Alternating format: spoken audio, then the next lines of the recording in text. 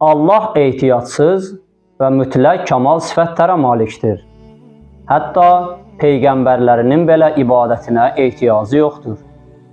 İbadət insanların mənəvi inkişafı və mənəvi kamilliyi üçündür.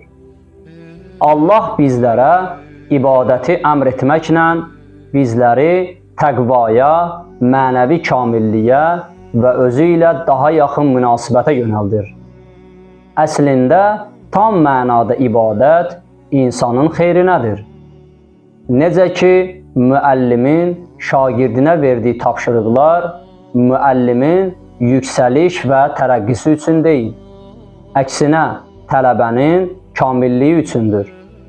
Mübarək Qur'an-ı Kərimin Zariyat surəsinin 56-cı ayəsində oxuyuruq. وَمَا خَلَقْتُ الْجِنَّ وَالْإِنْسِ İllə liya'budun.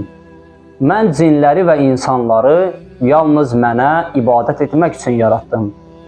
Ayədə gördüyünüz ibadət sözündə bir məna da mərifətullahdır, yəni tanımaqlıq. İnsanın yüksəlişi və tərəqqisi yalnız elm və mərifətə əsaslanaraq mənə kəsb edir.